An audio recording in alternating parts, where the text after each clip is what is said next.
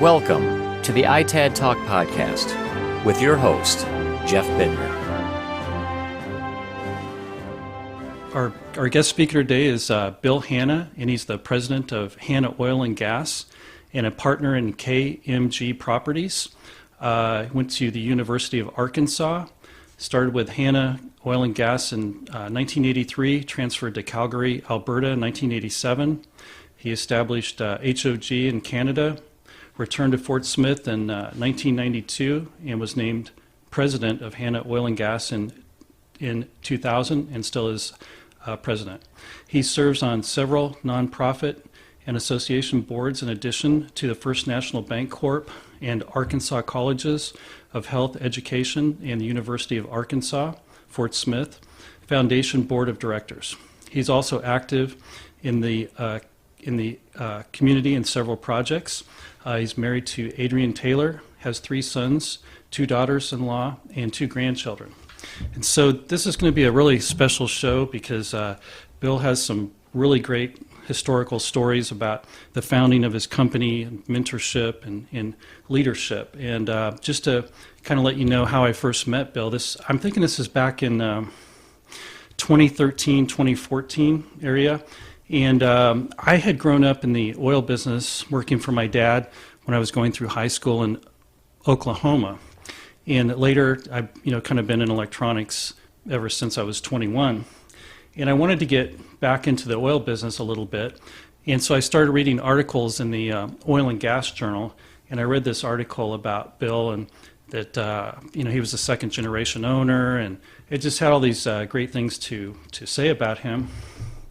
So I called him up, and here he takes this call from Jeff Bittner at Exit Technologies, probably wondering why I'm calling him. And I just said, hey, I wanted to learn about the oil business again, and you seem like you're really established and are really well-rounded in the oil and gas business, and just like to learn a little bit. So you and I talked for, I don't know, maybe 20, 30 minutes on the phone, and I think this is on like a Monday or Tuesday, and you said, well, if you're ever in the area, stop by and see us.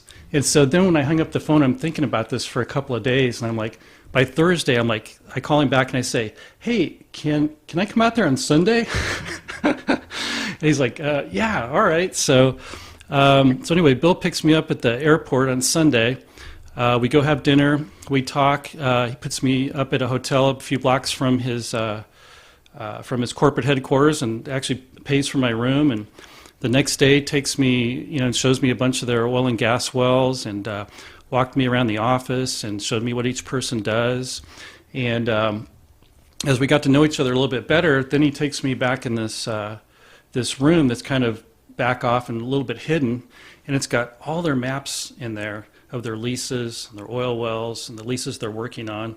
And Bill is explaining this all to me about how it works and what they're working on. And all of a sudden he turns to me and he goes, you know, Jeff? He goes, I don't bring people back here.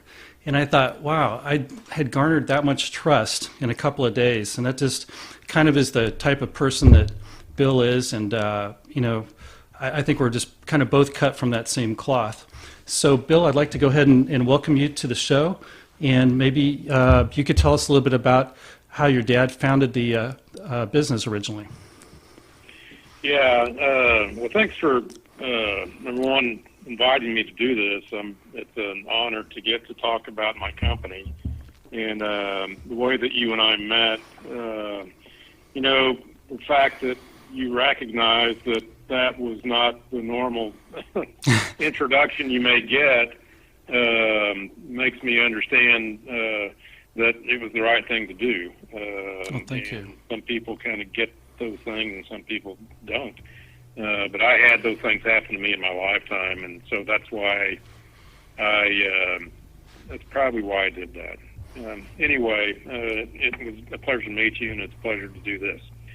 Yeah, so my dad, Jim Hanna, grew up in Wichita Falls, Texas, which is an interesting town because if anyone listening has ever been to Wichita Falls, Texas, there's a railroad track that pretty much bisects the town.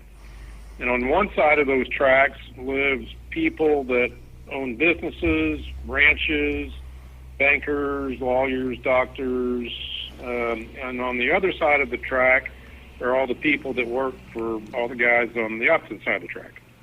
And my dad grew up pretty much on the track, but not on the the business owner side. His folks worked for those people, and that's how he grew up. And he was the only child.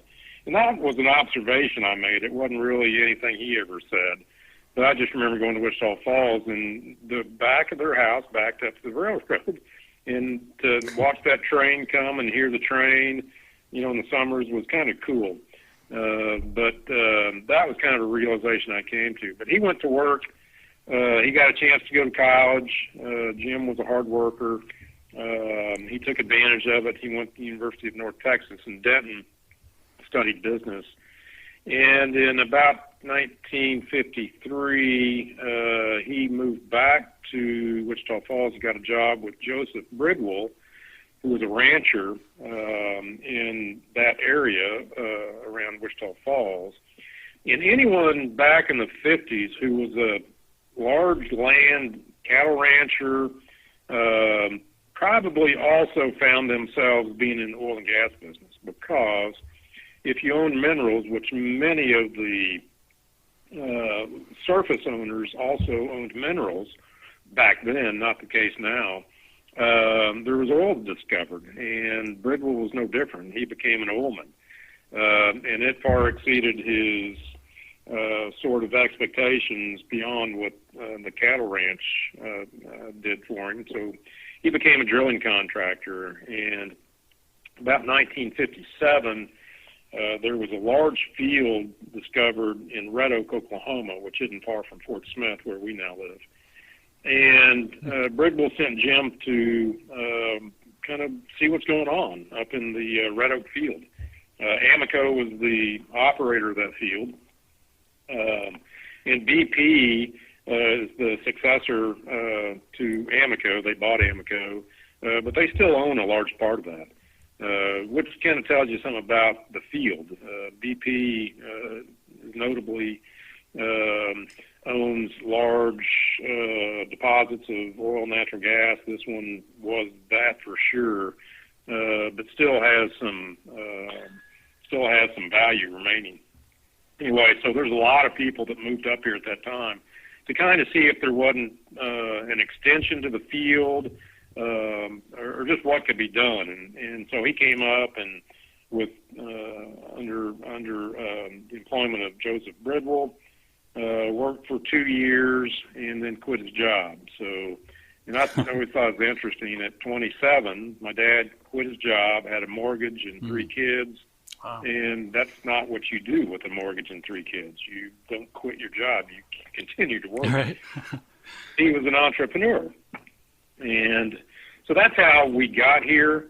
For the next 10 years, from 1960 through, and we moved here, he moved the family here in 61, which was the year I was born. I was born in Texas, but moved here that same year. But that's what a lot of people did. And for the next 10 years, he bought and sold oil and gas leases. And I think that was just a hand-to-mouth existence. It wasn't get-rich stuff. It was just kind of pay-the-bill stuff. But that led to another event. And, Jeff, if you want me to keep going, I can. Yeah, please, definitely. So in 1972, Jim had been buying and selling leases, and Jim was very good at relationships and made some really good friendships with others that were in oil and gas. And he worked every angle he could to figure out how to make a living. I think he knew he wanted to work for himself and knew he wanted to be in the oil and gas business. So he made different deals with different people. One notable fellow from Wichita Falls named, hanging the name just flew out of my head. It'll come back in a minute. But this guy was a well-to-do businessman, oil and gas guy down in Wichita Falls. Jim went to him and said, Steve Ghost was his name, said, well, listen, I will buy every lease I can if you come up here and drill some wells, and I'll buy them in your name, and I'll just charge you whatever I charge for a day rate, and a little bit beyond the price of what I pay for the lease. And this little anecdote is just kind of an interesting story about my dad. And so he made that deal with Steve and said, sure, get after it and bring me whatever you buy, and I'll pay you for it plus a little bit. And that was just this great green light for Jim, because he didn't have any money. So he'd go out and buy these leases, and he'd charge it all to Steve Ghost. And Steve's office was inundated with these leases, and he sent him hundreds and hundreds and hundreds of acres of leases.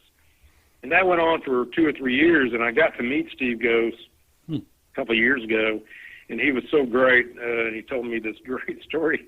He said that Jim started sending so much stuff, and he was Steve was very interested in spreading and buying leases. But he sent him so much stuff, it just wore him out. And I remember he said, I called your dad and I said, listen, I thank you for everything. Please stop. I mean, I can't believe how many leases I now have in the Arcoma Basin. And came up and he did drill wells. And Steve was a wildcatter. I mean, he drilled stuff that, other people definitely would not have, but by doing that, you discover a lot of gas. And he did. But that was just kind of one little piece, and then Jim kind of continued to buy leases on his own. But he got to a point in 1972 where he was going to farm in on a company called J.M. Huber, and it was on a location that a lot of people had overlooked and not really paid much attention to, because in the oil and gas business, if you're low, your elevation is low, and the offsetting well has water in it, you would never drill it because it likely has water in it, and that's not a good thing in the world of oil and gas. But he got a farm in from J.M. Huber, went and found a partner, and he had, I think, about 30% of this well. Wow. And he drilled the Lincoln well. The Lincoln well, and I remember this thing so vividly. I was probably 11, 12 years old. And my dad was going through a divorce, and he was kind of a hard-living guy, hard-working guy. And I remember Dad coming to the house, and Mom, it was, the divorce was fresh. She was wounded, and, here comes Jim down the driveway, knocking on our door. What's this son of a bitch want, And we go to the door, and he's outside, and he says, everyone come out here. And we stand in the driveway, and it was a cloudy day, and the flare off of the Lincoln well was lighting up the sky. Oh, my gosh. And it was probably 15 miles away from where we were over in Arkansas. And you could see this flare, and he just was giddy. And he, all of his hard work in this one afternoon, in his mind, paid off. So that one well changed his whole life and created the company, right? Yes. Yeah. So it was like it was kind of like well, and it became, it was so good. It was kind of like it open flowed for like 165 million cubic feet per day, which was the largest well at the time in Arkansas, and still one of the better wells, and still producing today, and it's produced 17, 18 BCF of gas today. Wow. So, yeah, I mean, you just think about that. It's kind of like 20 years to an overnight success, right? So and I've used that sort of phrasing on business in general. It can happen overnight. You just got to spend 30 years doing it. Yeah, I mean, like and that's the way I think of business, pretty much in general. And kind of.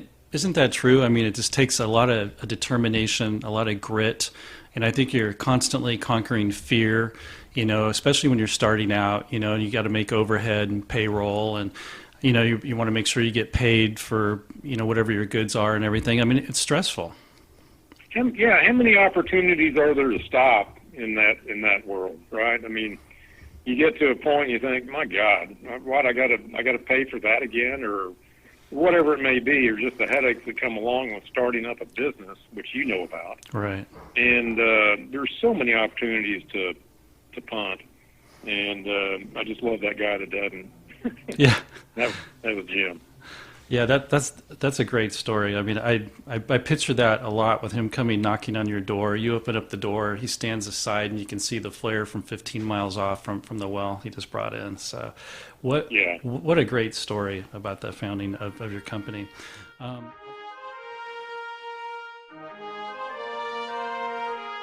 We invite you to follow and subscribe to the ITAD Talk podcast. Find the latest episode at itadtalk.com and on all your favorite podcast apps.